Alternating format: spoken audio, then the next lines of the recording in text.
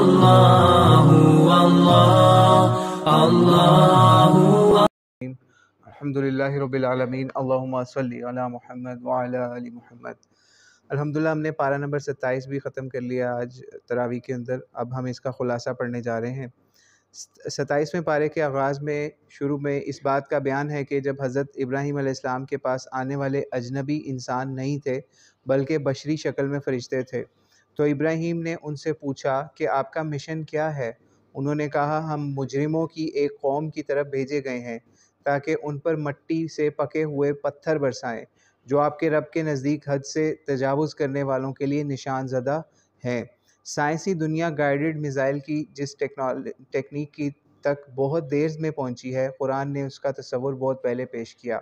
انہوں نے یہ بھی کہا کہ ہم اہل ایمان کو صحیح سلامت اس بستی سے باہر نکال لیں گے اور اس میں مسلمانوں کا ایک ہی گھر ہے، یعنی حضرت لوط علیہ السلام کا۔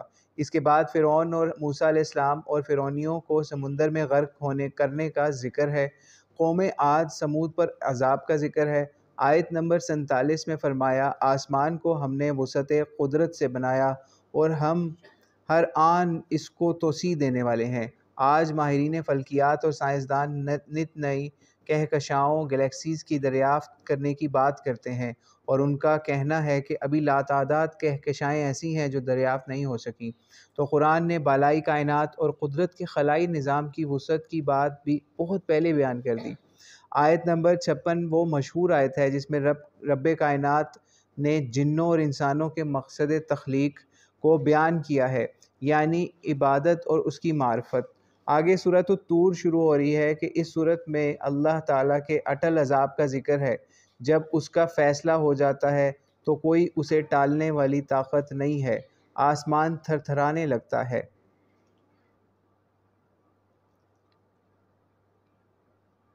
اور پہاڑ بہت تیزی سے چلنے لگتے ہیں۔ آیت نمبر 17 سے اہل جنت کے لیے اللہ عز و جل کی جانب سے جو نعمتیں راحتیں تیار ہیں ان کا ذکر ہے، اور یہ بھی کہ اہل ایمان کی اولاد میں سے جو ان کے سچے پیروکار ہوں گے وہ بھی ان سے جا ملیں گے۔ آیت نمبر 35 سے قدرت باری تعالیٰ کے منکرین کو مخاطب کر کے بتایا گیا کہ کیا وہ بغیر کسی سبب کے پیدا کر دیے گئے یا وہ خود ہی اپنے خالق ہیں؟ کیا آسمانوں اور زمینوں کو انہوں نے پیدا کیا ہے؟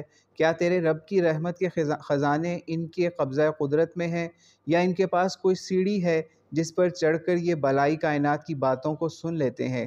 اگر ایسا ہے تو واضح دلیل پیش کریں۔ آگے سورۃ النجم سٹارٹ ہو رہی ہے۔ اس سورت کی ابتدائی 18 آیات میں سید المرسلین رحمۃ للعالمین سیدنا محمد علیہ السلام کے سفر معراج کی اس منزل کی رفعت کا ذکر ہے جس میں انہیں اللہ کا خاص قرب عطا ہوا۔ اللہ نے اپنے مقدس بندے کی طرف جو چاہا وہی فرمائی۔ رسول اللہ اپنے قلب اطہر کی پوری حضوری اور یقین کے ساتھ اپنے خالق و مالک کے جلووں کو دیکھتے رہے۔ تو اللہ تعالیٰ نے ریب و شک میں مبتلا لوگوں کو فرمایا کیا تم ان سے اس پر جھگڑ رہے ہو کہ انہوں نے دیکھا کیا؟ تو انہوں نے تو نور نزول کے جلوے کو بار دیگر دیکھا ہے، وہاں جنت المأوا ہے۔ آپ صلی اللہ علیہ وسلم اپنے خالق کے جلوہ نور کو اس قدر انہماک کے ساتھ دیکھ رہے تھے کہ آپ کی نظر کج نہ بہکی۔ آیت نمبر 32 سے میں فرمایا کہ اللہ تعالیٰ نے فرمایا کہ جو لوگ صغیرہ گناہوں کے ماسوا کبیرہ گناہوں سے بچتے رہتے ہیں انہیں بشارت دی گئی ہے کہ بے شک آپ کا رب وسیع مغفرت والا ہے۔ اسی مفہوم کی ایک اور آیت میں فرمایا کہ نیکیاں گناہوں کو مٹا دیتی ہیں۔ مزید فرمایا کہ اللہ تمہیں خوب جاننے والا ہے۔ جب اس نے تم کو مٹی سے پیدا کیا تھا، جب تم اپنی ماؤں کے پیٹ میں تھے، سو تم اپنی پارسائی کا دعویٰ نہ کرو، اللہ متقین کو خوب جانتا ہے۔ آیت نمبر 38 سے فرمایا کہ کسی کے گناہ کا بوجھ کسی دوسرے پر نہیں ڈالا جائے گا، ہر شخص کو اپنے کام کا پورا صلہ دیا جائے گا۔ سورۃ القمر آگے شروع ہو رہی ہے۔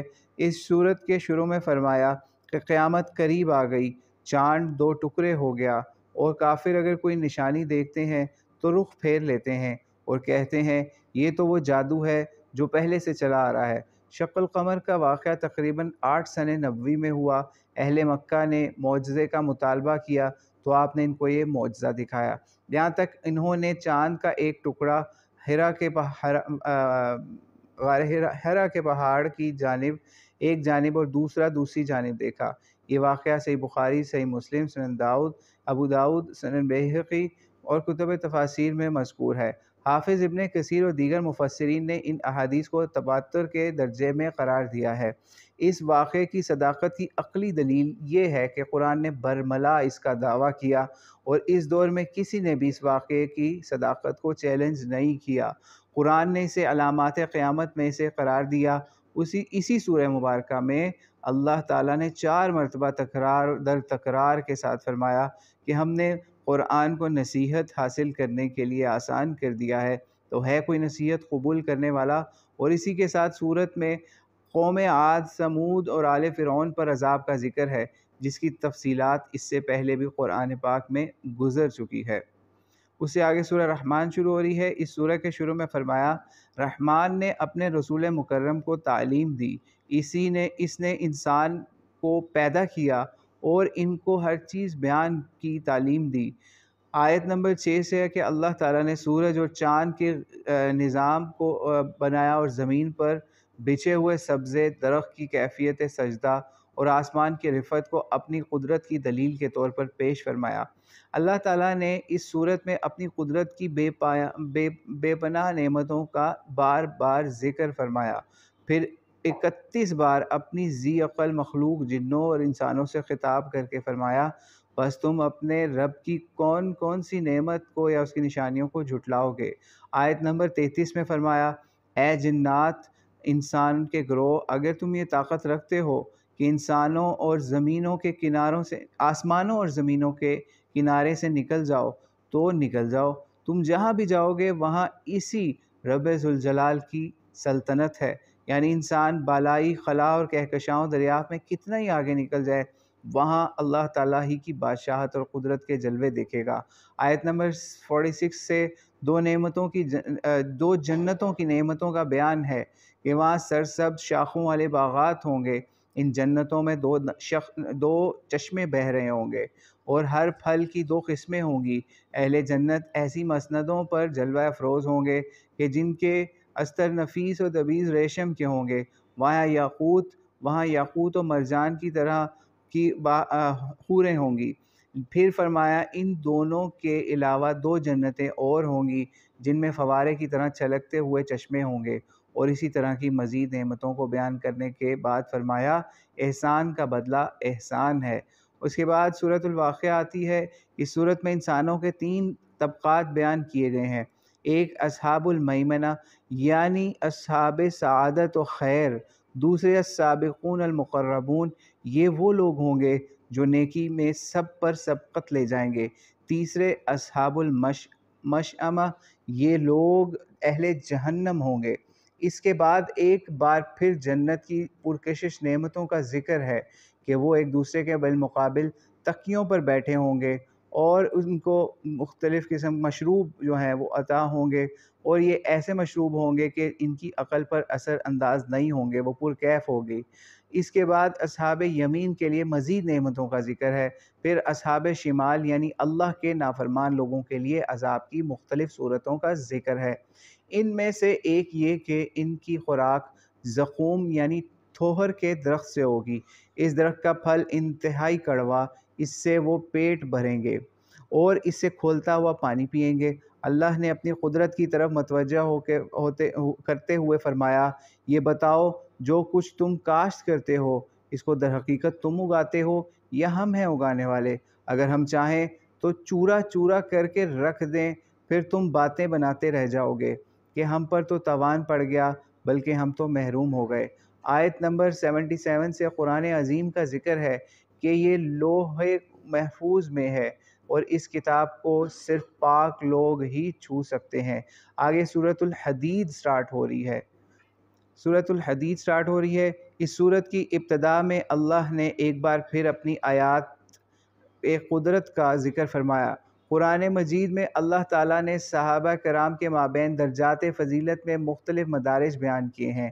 ایک طبقہ صحابہ کا وہ تھا جو اعلان نبوت کے فوراً بعد ایمان لائے، پھر ایک سنگ میل وہ ہے جب مسلمانوں کی تعداد 40 تھی، پھر ایک سنگ میل ہجرت ہے، ہجرت سے پہلے اور بعد میں ایمان لانے والے پھر ایک سنگ میل غزوہ بدر ہے، پھر اہل بدر کے لیے اللہ نے مغفرت کا اعلان فرمایا۔ پھر ایک سنگ میل صلح حدیبیہ ہے، اللہ تعالیٰ نے اس موقع پر تمام صحابہ کرام کو اپنی رضامندی کی سند عطا فرمائی۔ پھر ایک سنگ میل فتح مکہ ہے، جس کا اس سورت کی آیت نمبر 10 میں ذکر ہوا ہے۔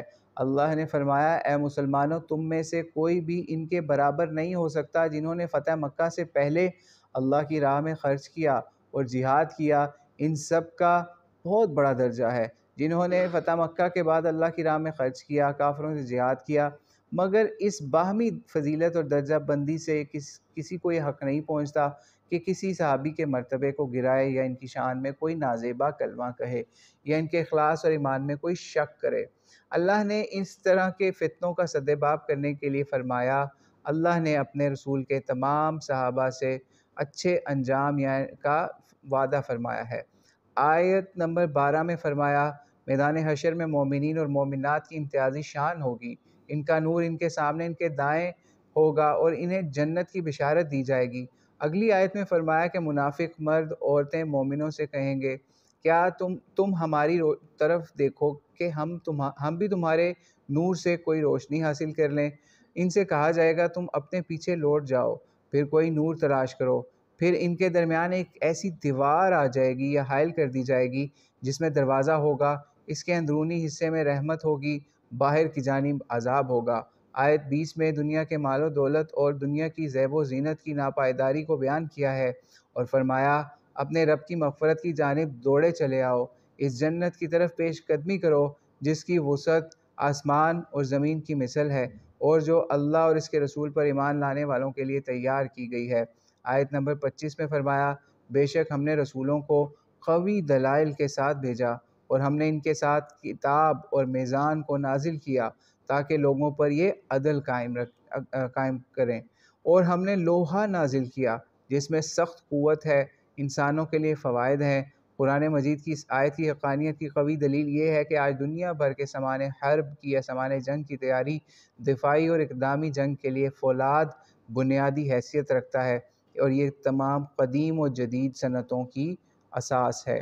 یہاں پر پارہ ختم ہو رہا ہے، تو اللہ سے دعا ہے کہ ہم نے جو پڑھا اللہ اس کو قبول فرمائے، اور اس میں کوئی غلطی ہوگی تو اللہ اسے معاف فرمائے اور اس پہ ہمیں عمل کرنے والا بنائے۔ السلام علیکم ورحمۃ اللہ وبرکاتہ۔